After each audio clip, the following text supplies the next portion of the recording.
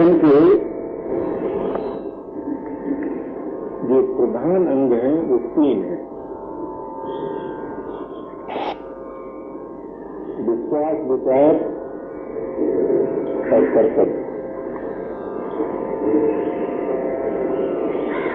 कर्तव्य का संबंध प्राप्त परिस्थिति से है और विश्वास का संबंध पूर्ण विश्वास से है और विचार का संबंध देह अभिमान के नाश से है।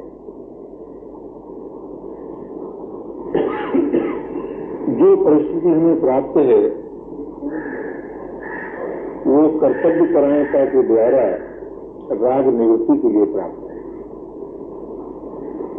कोई भी परिस्थिति जीवन नहीं है। इस दृष्टि से जब जैसी परिस्थिति हो तब ये बात सदैव सामने रखना चाहिए कि भाई राग निवृत्ति के लिए मंगलमय विधान से ये परिस्थिति मिली है। ऐसी कोई परिस्थिति नहीं है जो किसी और कार्य के लिए मिली हो। परिस्थिति का उद्देश्य ही राग निवृत्ति है। इस दृष्टि से समस्त परिस्थितियां समान अर्थ रखती हैं। इस रहस्य को जान लेने पर परिस्थिति भेद होने पर भी सफलता में कोई बाधा नहीं होती, सिद्धि में कोई बाधा नहीं होती। किंतु ये बात वही साधक समझ पाते हैं जो अपने जीवन के उद्देश्य पर विशेष ध्यान देते हैं।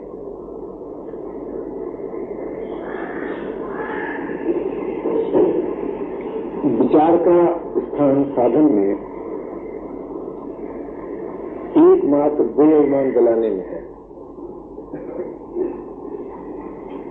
ये जो देह का जो अभिमान हो गया है कि मैं देह हूं, देह मेरा है, ये अभिमान विचार से नाश होता है और देह अभिमान नाश होने पर चिन्मय जीवन से अभिन्नता होती है। उस जीवन से जिसमें जड़ता की गंध नहीं है, अनित्य नहीं है, अभाव नहीं है। इससे तो ऐसा मालूम होता है कि विचार में कितनी समस्याओं का हल है। अब विश्वास की बात कोई कहे तो विश्वास किस लिए है कि विश्वास सुने हुए प्रभु में आस्था करने के लिए, उनसे संबंध जोड़ने के लिए विश्वास है। अब साधक से भूल क्या होती है कि जो बात जिसके लिए है उसमें उसका उपयोग न करके अपने मनमाने ढंग से उसका उपयोग कर बैठते हैं। यदि कोई कहे कि भाई जो हमें परिस्थिति प्राप्त है वो राग निवृत्ति के लिए नहीं है, सुख दुख भोगने के लिए है, अगर ऐसा कोई सोचेगा तो विधान से मिली हुई परिस्थिति का दुरुपयोग हो जाएगा और उससे साधक का कोई लाभ नहीं होगा, अब बड़ी क्षति होगी। तो जो भी परिस्थिति हमें प्राप्त है उसका अर्थ है कि उससे हम राग रहित हो जाएंगे। जिसकी पूर्ति राग के मिटाने में हेतु है उसकी पूर्ति हो जाएगी और जिसकी अपूर्ति राग के मिटाने में हेतु उसकी अपूर्ति हो जाएगी। उसी का नाम परिस्थिति है। संकल्प की पूर्ति अपूर्ति का ही ना दूसरा नाम परिस्थिति है। कोई परिस्थिति आप ऐसी आती है कि जो आपके उत्पन्न हुए संकल्प को पूरा कर देती है और कोई कभी ऐसी परिस्थिति हो जाती है कि उत्पन्न हुए संकल्प पूरे नहीं होते हैं। तो ये जो संकल्प पूरे होते हैं वो भी इसीलिए कि हम राग रहित हो जाएं। और जो संकल्प पूरे नहीं होते हैं वो भी इसीलिए हम राग रहित हो जाएं। तो परिस्थिति का उपयोग राग रहित होने में है। अब प्रश्न उत्पन्न होता है कि जब सभी परिस्थितियों का उपयोग राग रहित होने में है तो जीवन किसी परिस्थिति में आबद्ध नहीं हो सकता। अब ये बात जितनी दृढ़ता के साथ साधक स्वीकार कर लेता है कि हमारा जो वास्तविक जीवन है वो किसी परिस्थिति विशेष में आबद्ध नहीं है, इस बात के दृढ़ होने से जीवन में बड़ी ही सजगता आती है, बड़ी जागृति आती है और एक ऐसी बात आ जाती है कि मानो समस्त संसार समान है, समान। विषमता नाश हो जाती है और विषमता के नाश होने से जितने द्वंद्व होते हैं जीवन में वे सब नष्ट हो जाते हैं। पर ये बात पर हम लोग कम ध्यान देते हैं, सोचने लगते हैं हाय हाय ऐसा क्यों हो गया, अथवा बड़ा अच्छा हुआ ऐसा हो गया। यानी होने में संतुष्ट नहीं रह पाते, प्रसन्न नहीं रह पाते, या तो क्षोभित हो जाते हैं या मोहित हो जाते हैं। तो क्षोभित होना अथवा मोहित होना ये तो वही साधन नहीं है, ये तो असाधन है, ये जीवन नहीं है। क्षोभित हो गए तो क्रोधित हो जाएंगे और क्रोधित हो जाएंगे तो विस्मृति आ जाएगी और मोहित हो गए तो आसक्त हो जाएंगे, आसक्त हो जाएंगे तो पराधीनता, जड़ता ये सब दोष आ जाएंगे। इसलिए ये निर्वाच सिद्ध हो जाता है कि साधक के जीवन में न क्षोभित होने की आवश्यकता है न मोहित होने की आवश्यकता है। तो होते क्यों है? केवल इसीलिए हम इस बात को भूल जाते हैं कि प्रत्येक परिस्थिति मंगलमय विधान से निर्मित है। यदि दुख है तो वो भी हित के लिए है और सुख है तो वो भी हित के लिए है। लेकिन दुख के आते एकदम घबरा जाते हैं और सोचने लगते हैं कि जितनी जल्दी हो ये दुख हमारे जीवन में से चला जाए, नष्ट हो जाए। पर ऐसा होता नहीं। जब तक प्राणी दुख का पूरा प्रभाव अपने पर नहीं होने देता तब तक उसके जीवन में दुख आता ही रहता है। आप कहेंगे कि दुख के पूरे प्रभाव का अर्थ क्या है? कि दुख के पूरे प्रभाव का अर्थ यह है कि जब जीवन में दुख का पूरा प्रभाव हो जाता है तो भोग की रुचि, भोग की वासना ये मिट जाती है। और भोग की वासना मिट जाने के बाद नवीन राग की उत्पत्ति नहीं होती, अर्थात जीवन राग रहित हो जाता है, जिसके होते ही स्वतः बिना किसी श्रम के योग प्राप्त होता है। कल प्रातःकाल चर्चा में आपने सुना होगा कि साधन में श्रम अपेक्षित नहीं है। तो इसी दृष्टि से साधन में श्रम अपेक्षित नहीं है कि राग रहित होने पर स्वतः योग होता है। तो आज हमसे भूल क्या होती है कि योग का संपादन नहीं होने देते, योग के फल में आस्था कर लेते हैं कि देखिए योग हो गया तो रोग नाश हो गया कि नहीं, कि योग हो गया तो सिद्धि आ गई कि नहीं, योग हो गया तो योग का जो फल है स्वरूप में अवस्थान में हुआ कि नहीं, ये बातें अपने सामने रख लेते हैं। इससे बड़ी हानि ये होती है कि फलाशक्ति, साधन जनित जो फल की आसक्ति है वो नाश नहीं होती और फलाशक्ति नाश न होने से निष्कामता सुरक्षित नहीं रहती और निष्कामता सुरक्षित न रहने से पुनः राग की उत्पत्ति हो जाती है। इसलिए किस साधन से क्या फल होगा इस पर पहले से कभी आस्था नहीं रखनी चाहिए। जो वो असाधन न रहा है जीवन में, इससे बड़ी और सिद्धि क्या होगी भाई? भोग की रुचि का नाश हो गया, भोग की वासना का नाश हो गया, ये एक बड़ी भारी परम सिद्धि है। फिर राग रहित होने पर जो योग प्राप्त होगा उससे क्या मिलेगा, और जो बोध होगा उससे क्या मिलेगा, और जो प्रेम की अभिव्यक्ति होगी उससे क्या मिलेगा, इन सब बातों पर दृष्टि रखने से साधन में विघ्न ही होता है। इसलिए प्रत्येक परिस्थिति राग निवृत्ति के लिए मंगलमय विधान से मिली है। अतः अपनी अपनी परिस्थिति का आदर पूर्वक स्वागत करना चाहिए। किंतु कितने साधक ऐसे होंगे जो परिस्थिति का आवाहन नहीं करते। अभी और कुछ नहीं होता तो कहते हैं कहीं एकांत मिल जाता तो कुटिया बना के रहते। बड़ी बड़ी छोटी छोटी बातों को सामने रखकर लोग सोचते रहते हैं। दिन रात किसी न किसी अप्राप्त परिस्थिति का आवाहन और प्राप्त परिस्थिति का दुरुपयोग अथवा उसमें जीवन बुद्धि, ये तीन दोष आते हैं। इन तीनों दोषों से बचने का उपाय एकमात्र ये है कि प्रत्येक परिस्थिति अनंत के मंगलमय विधान से निर्मित है और राग निवृत्ति के लिए मिली है। परिस्थिति जीवन नहीं है। यदि किसी को वस्तु विशेष मिल गई तो उसे कोई जीवन मिल गया हो, ऐसी बात नहीं है। यदि किसी को पद विशेष मिल गया तो उसे कोई जीवन मिल गया हो, ऐसी बात नहीं है। यदि किसी को व्यक्ति विशेष मिल गया तो उसे कोई जीवन मिल गया हो, ऐसी बात नहीं है।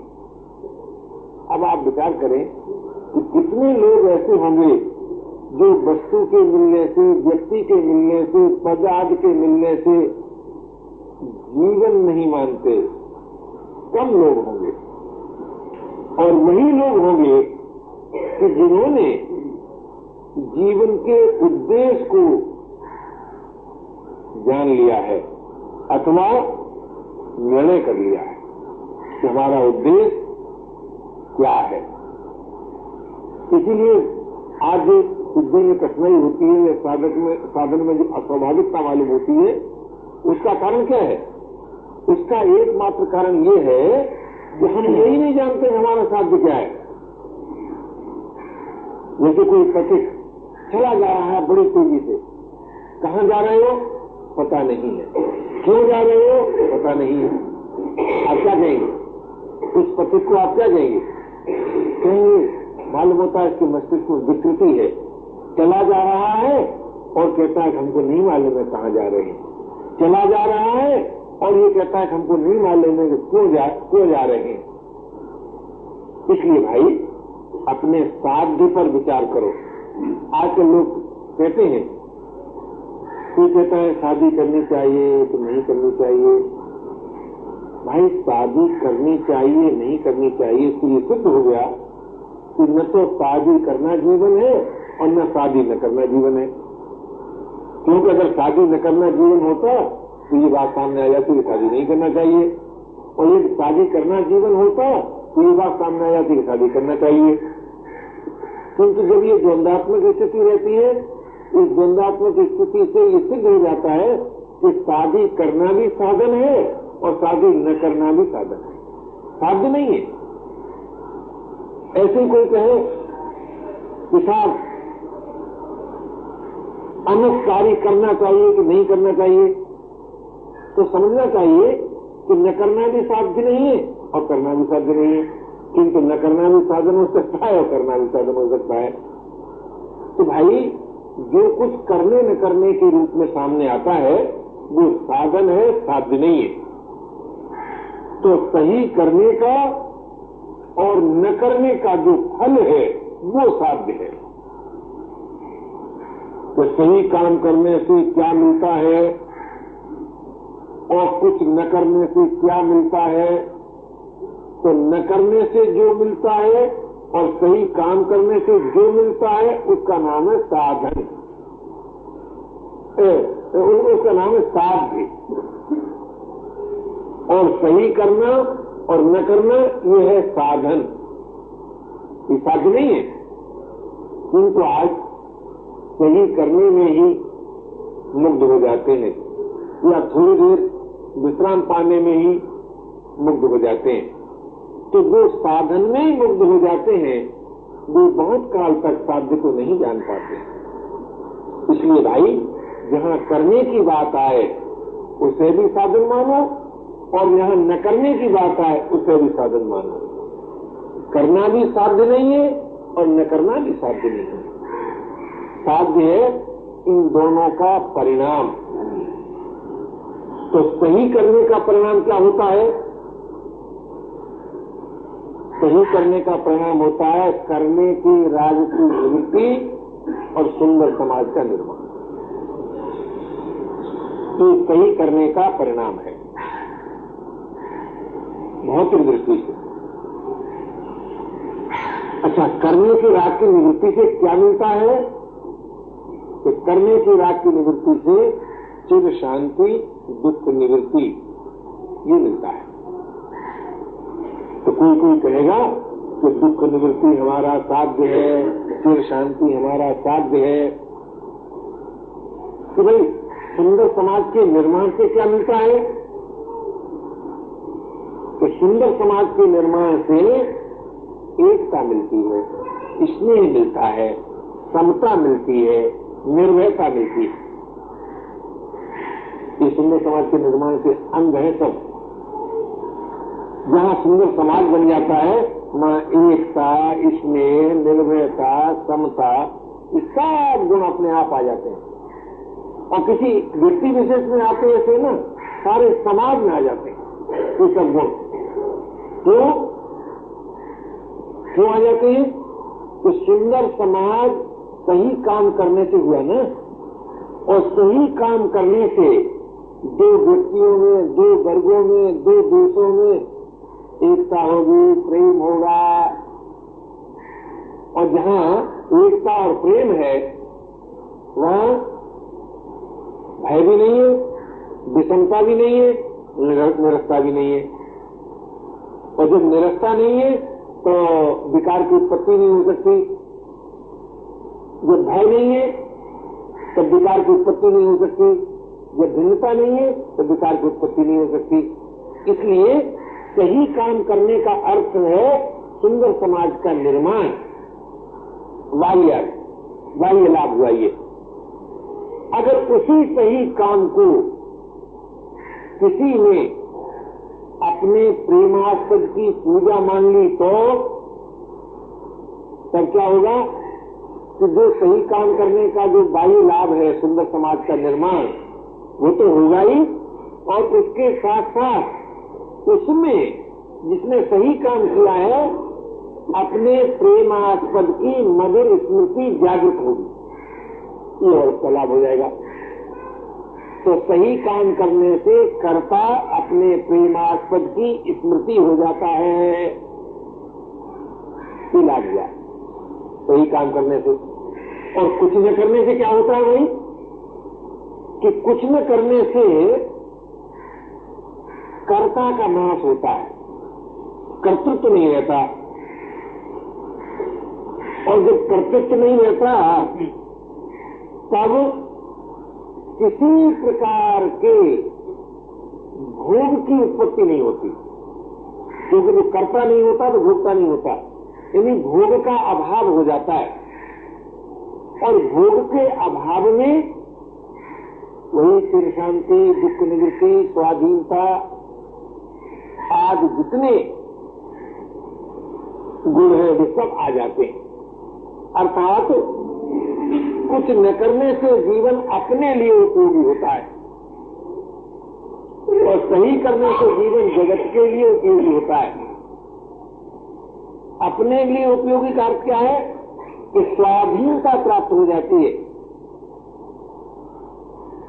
तो भाई, कुछ न करने से भी सिद्धि मिलती है और सही करने से भी सिद्धि मिलती है, किंतु सही करने में जीवन बुद्धि हो जाए कुछ न करने में जीवन बुद्धि हो जाए तो आगे चल के लोग कहने लगेंगे कि भाई न कुछ न करने में अगर जीवन है तो वो जीवन एक पत्थर के टुकड़े को प्राप्त है कि वो कुछ नहीं करता है। तो बहुत लोग कहते हैं हमारा मन बिल्कुल स्थिर हो जाए तो हिमालय से ज्यादा स्थिर हो जाएगा तुम्हारा मन, आकाश से ज्यादा दूर हो जाएगा तुम्हारा मन। आप विचार करें, गंभीरता से विचार करें तो कुछ न करने का नाम जीवन नहीं है। कुछ न करने का जो फल है वो जीवन है। ऐसे ही सही करने का नाम जीवन नहीं है, सही करने का जो फल है वो जीवन है। अब आप विचार कीजिए कि परिस्थिति जो होगी वो किस प्रकार की होगी। कुछ करने की प्रेरणा देगी, कुछ न करने की प्रेरणा देगी। आंख खराब हो गई जब देख नहीं सकते, बोले जब देख ही नहीं सकते तो देखने की वासना का नाश कर, न करने की प्रेरणा होगी। उन्होंने कहा कि धन नहीं है तो भाई दान नहीं कर सकते, भोग नहीं कर सकते, तो भाई देने की वासना भी छोड़ दो और लेने की वासना भी छोड़ दो। क्यों? जब अपने पास सामर्थ्य नहीं है तो बिना सामर्थ्य के कुछ मिल नहीं सकता, इसलिए हमको कुछ नहीं चाहिए तो अचाहा पद हो गया और न देना भी हो गया। तो देना भी कुछ नहीं, लेना भी, लेना देना खत्म है। तो लेने का भी राग नाश हुआ, देने का भी राग नाश हुआ, दोनों प्रकार का राग नाश हो गया। तात्पर्य है कि यदि हमारे जीवन में कोई राग का नाश नहीं हो रहा है तो समझना चाहिए कि प्राप्त परिस्थिति का दुरुपयोग कर रहे हैं, तो बिल्कुल नहीं कर रहे हैं। और नहीं तो आप विचार करें, हमने बचपन में सुना था कि जो सुख शब्द सुना था, चक्रवर्ती को नहीं मिलता है और देवराज को नहीं मिलता है, वो सुख वीतराज को मिलता है। क्या ये मजाक था? क्या ये कल्पना मात्र बात थी? अब देवराज और चक्रवर्ती होना तो भाई कठिन है, सबके लिए संभव है क्या? बताओ, ये नहीं संभव है। लेकिन वीतराज होना किसके लिए संभव नहीं, बताओ है? तो चक्रवर्ती से बढ़कर के जो सुख है और देवराज से बढ़कर जो सुख है उसकी प्राप्ति में तो मानव पराधीन है नहीं। लेकिन वो कहेंगे हमें वो नहीं चाहिए, हमें तो खाली चक्रवर्ती का सुख चाहिए। यही आज की कठिनाई है। तो लोग राग रहित होने से जो सुख मिलता है उसको प्राप्त करने के लिए महत्व नहीं मानते, और राग युक्त होने से जो सुख मिलता है उसको महत्व मानते हैं। ये कठिनाई आ गई।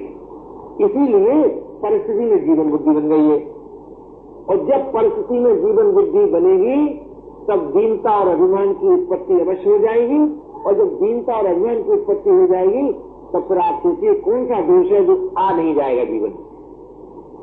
इसलिए प्रत्येक परिस्थिति मंगलमय है। क्यों? राग निवृत्ति में हेतु है, सहायक है, और जिसने हमें परिस्थिति प्रदान की है, जिस विधान ने, वो विधान हमारे लिए हितकर है, अहितकर नहीं है। इसलिए भाई प्रत्येक परिस्थिति का स्वागत करते हुए वर्तमान कर्तव्य कर्म द्वारा चाहे तो अपने प्रभु की पूजा करो और चाहे राग रहित हो जाओ। राग रहित होना, प्यारे प्रभु की पूजा करना और सुंदर समाज का निर्माण। बहुत से लोग सोचते हैं कि भाई सही काम करने से सुंदर समाज का निर्माण कैसे होगा।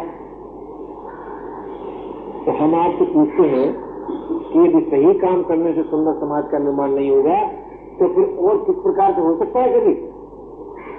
आप क्या कहेंगे? आप कहेंगे हम गलत काम नहीं करने देंगे बलपूर्वक, ये नहीं कहेंगे।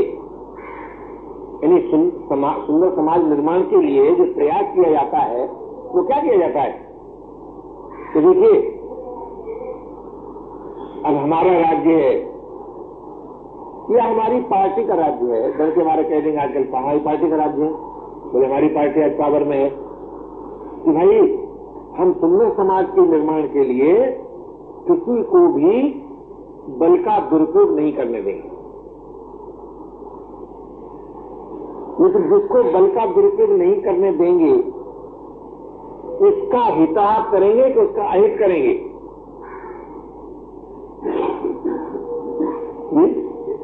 तो आजकल हित होता है, दंड विधान से हित होता है कि अहित होता है?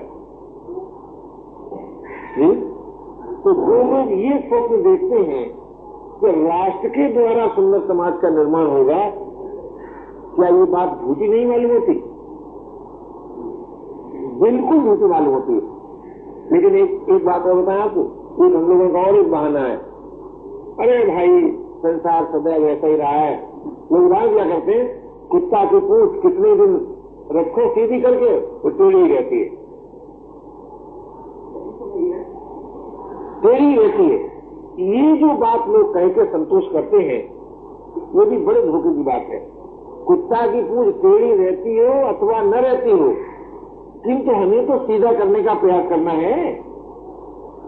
तो वो कहां से किया जाएगा कि अपने सुधार में अगर व्यक्ति पराधीन है तब तो ये बात ठीक मान ली जाती कि नहीं, सुधार का जीवन में प्रश्न नहीं है। ये जो सुधार की पराधीनता का जो अनुभव होता है वो दूसरों के सुधार की पराधीनता में अनुभव होता है। अपने सुधार में पराधीनता में कभी, अपने सुधार के लिए पराधीनता का कभी अनुभव नहीं होता। इसलिए भाई सही काम किए बिना सुंदर समाज का निर्माण होगा ही नहीं। और सही काम वही कर सकता है जो न करने में भी महत्व मानता है। तो न करने में महत्व मानने से, जैसे ध्यान लीजिए, एक व्यक्ति का शरीर बहुत दुर्बल हो गया, गंगा स्नान नहीं कर सकता, और दूसरा व्यक्ति गंगा स्नान कर सकता है।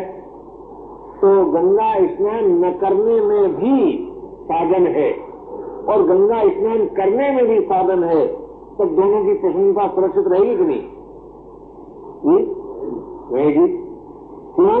वो कहेगा कि भाई स्नान से जो लाभ होता है दर्शन से भी होता है।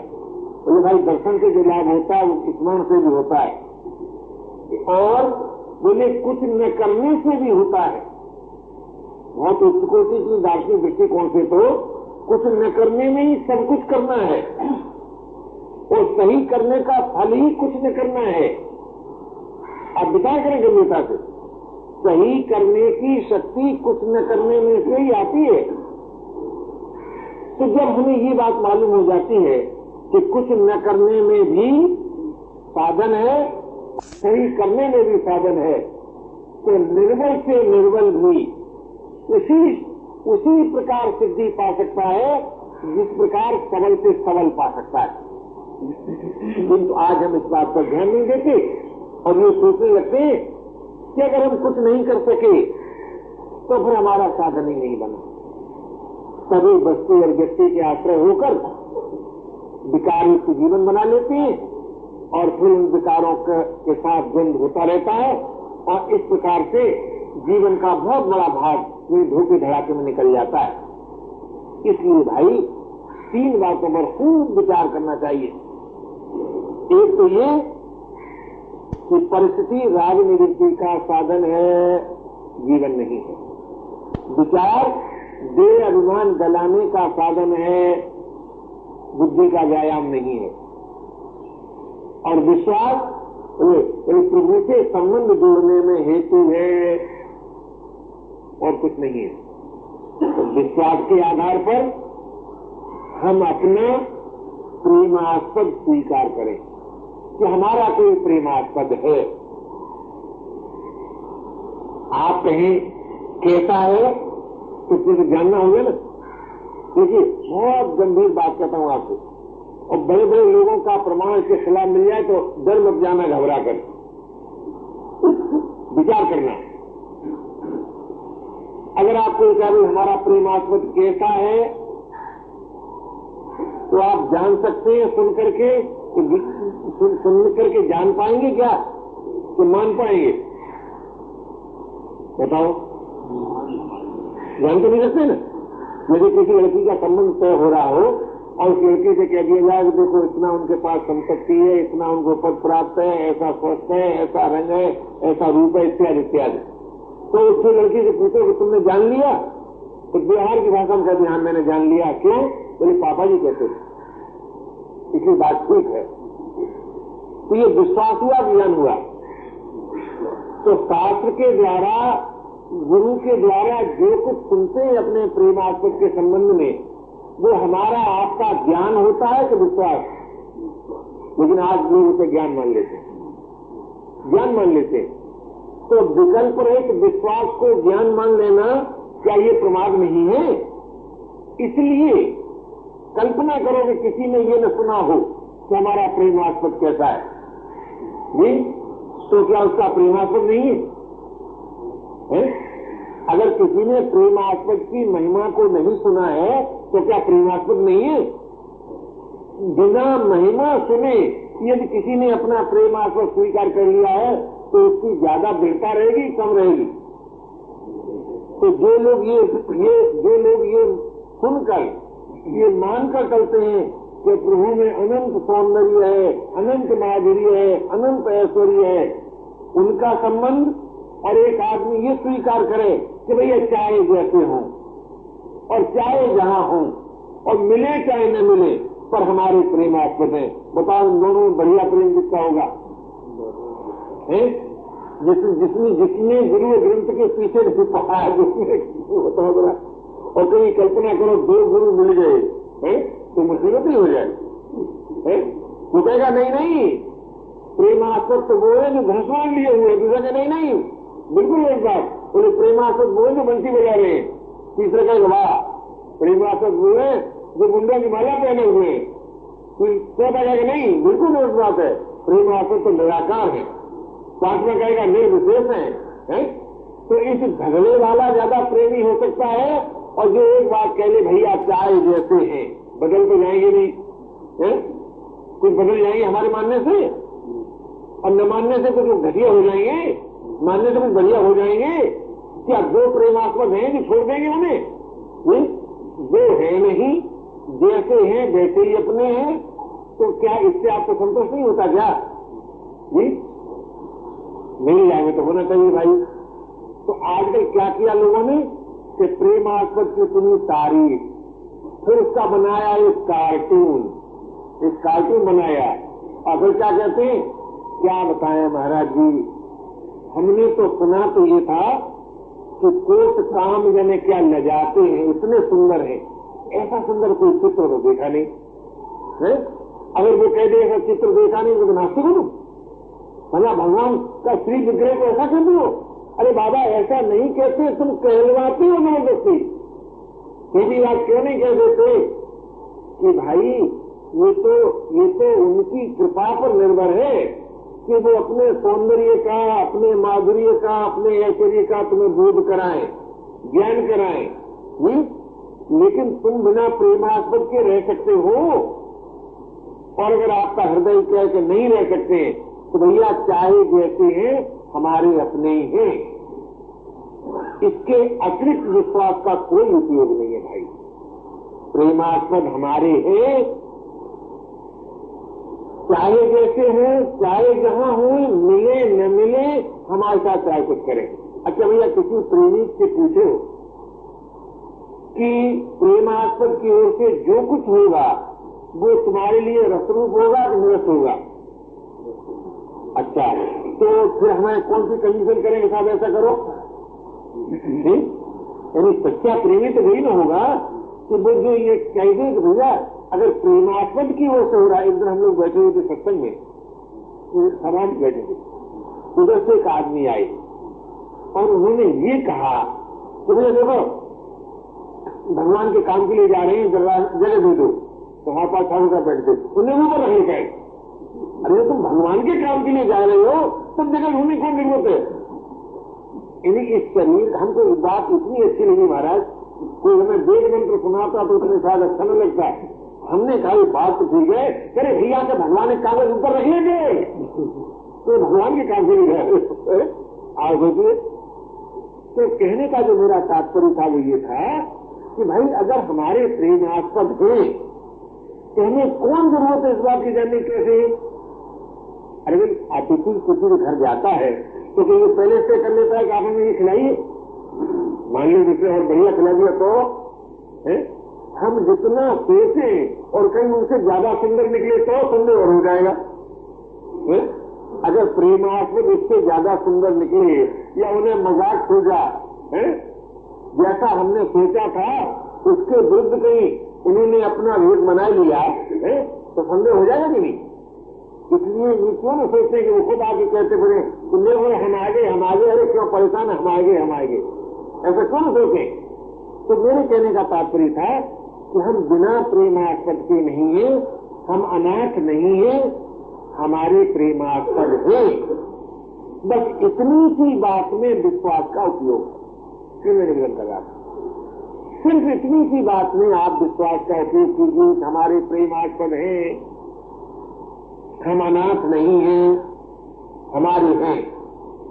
और भैया अगर विचार का उपयोग करना हो तो केवल इतनी बात में कीजिए कि कोई भी उत्पन्न हुई वस्तु हमारी नहीं है और कोई भी वस्तु हम नहीं है और कोई भी स्वीकृति हम नहीं है। इतने में आप विचार का उपयोग कर लीजिए। इससे आगे में अगर आप विचार का उपयोग करेंगे तो वो विचार के नाम पर न जाने क्या कर बैठेंगे। जब कोई भी उत्पन्न वस्तु हमारी नहीं है तो ममता गई, और कोई भी उत्पन्न हुई वस्तु हम नहीं है तो अहंता गई, और जब कोई भी स्वीकृति हम नहीं है तो कर्तृत्व का अभिमान गया। मिला क्या? चिर विश्राम। विचार देता है चिर विश्राम, निर्विकारता, निर्वासना, चिर विश्राम मिला। तो विचार से मिला चिर विश्राम, और विश्वास से प्रेम वासना से संबंध जुड़ गया, और भैया परिस्थिति के उपयोग से राग रहित हो गए। सिद्धि हुई कि नहीं? सफलता होगी कि नहीं? तो आप विचार कीजिए कि भाई साधन निर्माण के लिए परिस्थिति सहायक है, विचार सहायक है, विश्वास सहायक है। चाहे तो यूं कहो और चाहे यूं कहो कि परिस्थिति भी साधन ही है, विचार भी साधन है, विश्वास भी साधन है। विचार साधन, विश्वास साधन, परिस्थिति साधन। तो साध्य क्या है? कि परिस्थिति की साधना परिस्थिति के द्वारा राग रहित हो गए, और विचार के द्वारा वासना रहित हो गए, और विश्वास के द्वारा समर्पित हो गए, शरणागत हो गए।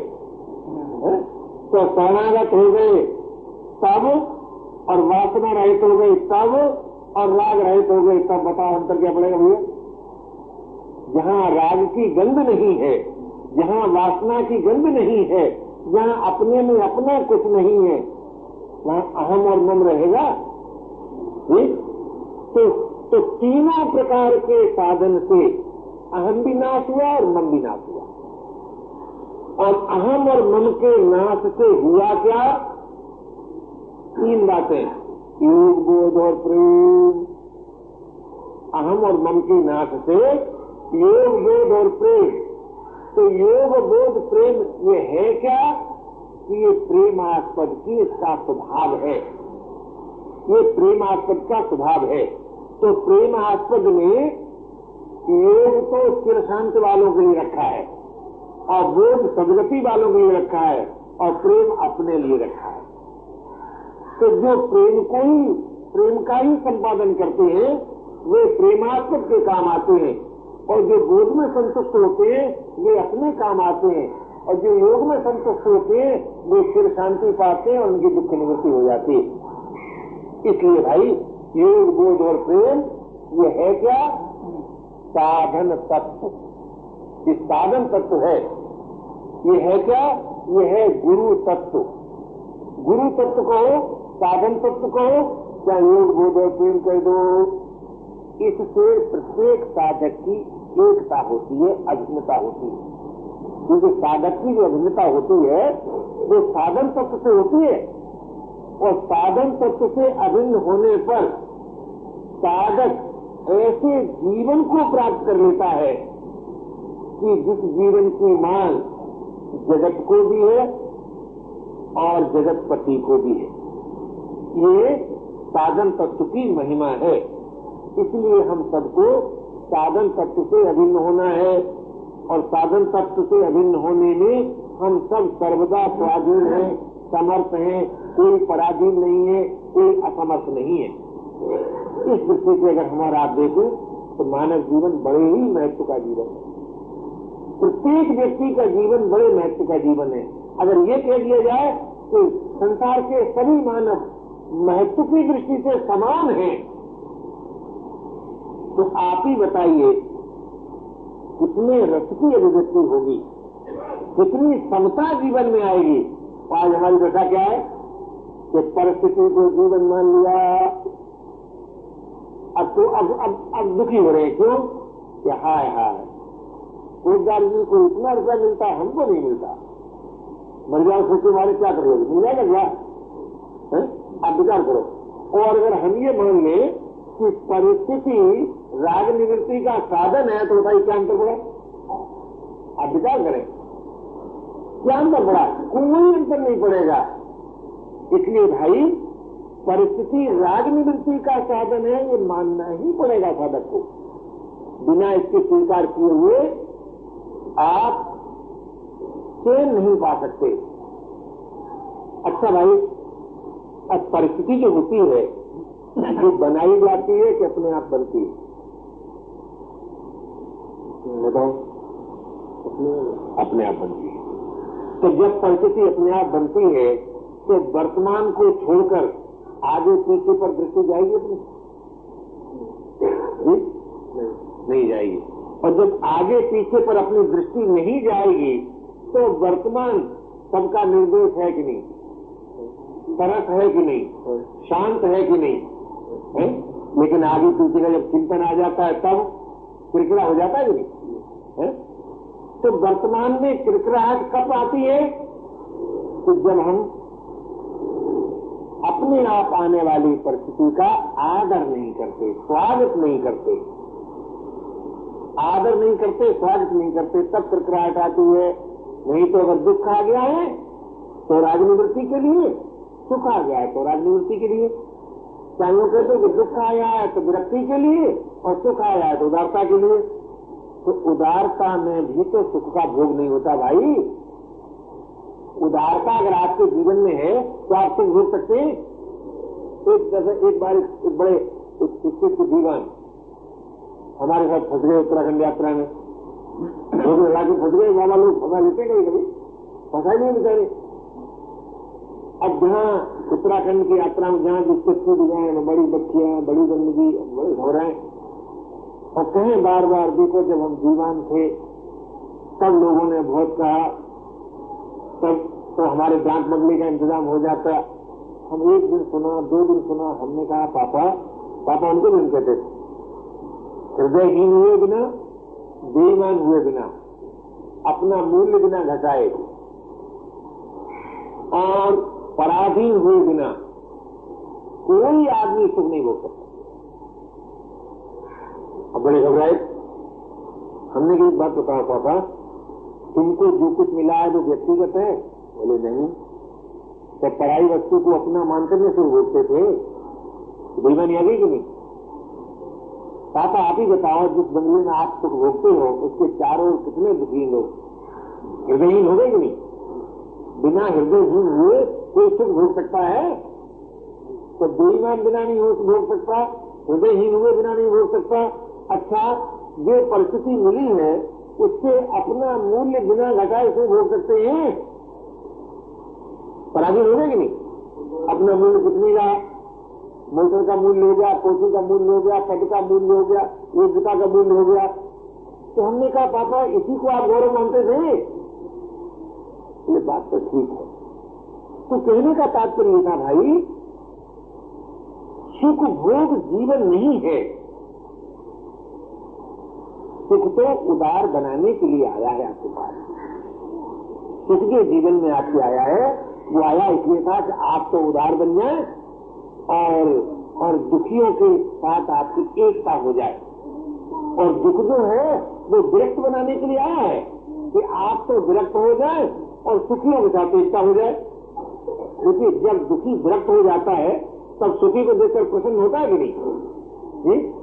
तो सुखी को देखकर आप प्रसन्न होने लगे, वो आपको सुखी बनाया कि आप दुखी को देखकर करुणित होने लगे।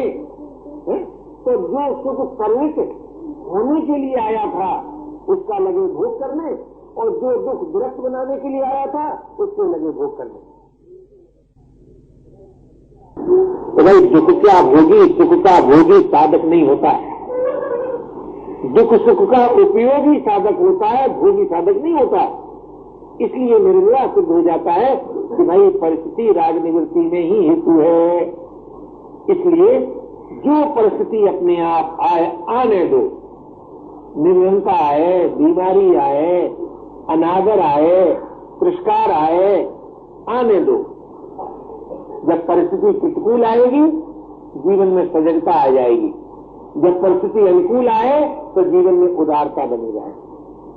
बस इतना ही ध्यान रखने की बात है। तो परिस्थिति के द्वारा राग रहित होने का जो दृढ़ निश्चय है, वो निश्चय हमें सभी परिस्थितियों में समता प्रदान करेगा, सभी परिस्थितियों का आदर प्रदान करेगा। किसी भी परिस्थिति का निरादर नहीं, और जब किसी परिस्थिति का निरादर नहीं तो किसी भी परिस्थिति का आवाहन नहीं रहेगा, और किसी भी परिस्थिति में ममता नहीं रहेगी।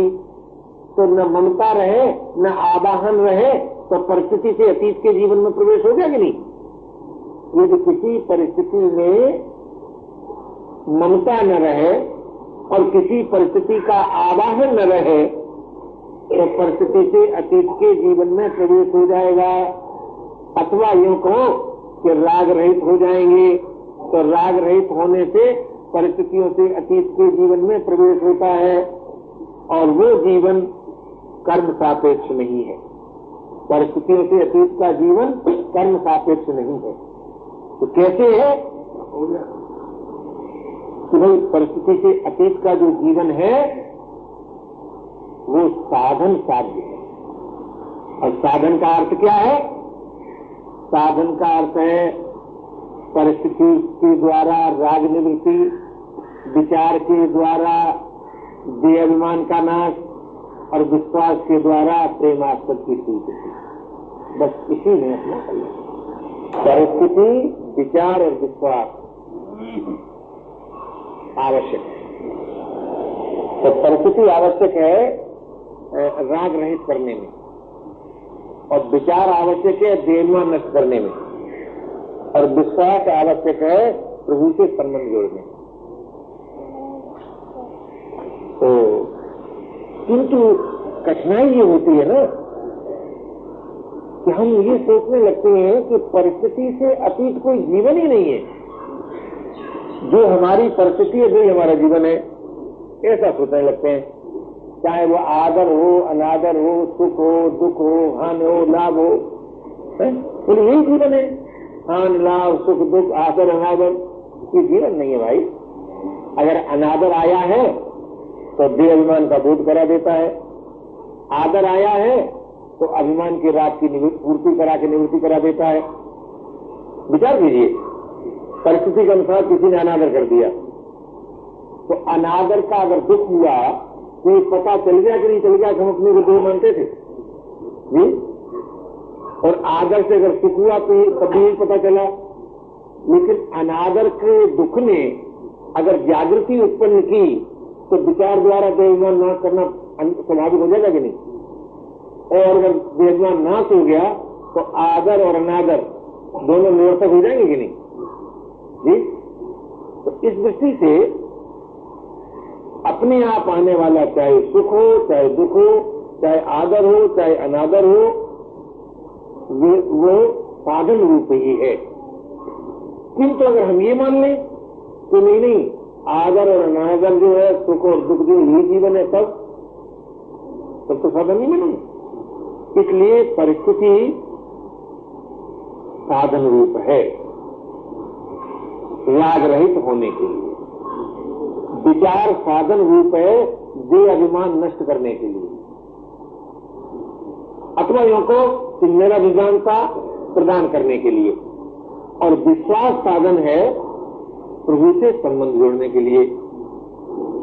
अब इन तीनों में से किसी न किसी की अधिकारी तो हम होंगे ही। ऐसा तो आप नहीं कह सकते हम इन तीनों में से किसी का अधिकारी नहीं है। जो साधक ऐसा है या जो मानव ऐसा है कि ये कहता है भाई हम तो परिस्थिति से आगे की बात सोच ही नहीं सकते, नहीं सोच सकते तो सुख दुख का सदुपयोग कीजिए, राग रहित हो जाइए। और यही आपने देखा होगा कि जिन्होंने संसार की सत्ता स्वीकार की उन्होंने राग रहित होने के द्वारा दुख निवृत्ति को प्राप्त किया। जिन्होंने ये नहीं सोचा कि संसार से आगे भी कुछ है जी, उनको भी राग रहित होना अनिवार्य हो गया। और जिन्होंने ये विचार किया कि शरीर में नहीं हूं, उन्हें अमर पद प्राप्त होना अमर प्राप्त करना अनिवार्य हो गया है।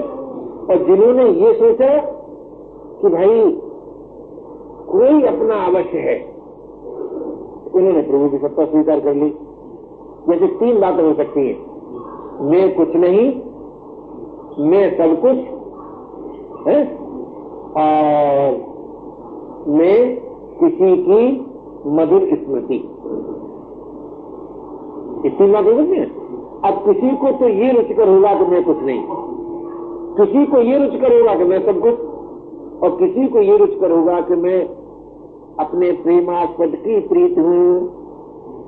तो जिसको ये रुचिकर है कि मैं कुछ नहीं वो भौतिकवादी, और जिसको ये रुचिकर है कि मैं सब कुछ वो अध्यात्मवादी, और जिसको ये रुचिकर है कि मैं अपने प्रेमास्पद का प्रेम वो ईश्वरवादी। किंतु इन तीन के अतिरिक्त चौथी बात कोई भी अपने संबंध में आप स्वीकार नहीं कर सकते। मैं कुछ, यही भूल है। या तो मैं कुछ नहीं, या मैं सब कुछ, या मैं प्रेम। मैं कुछ नहीं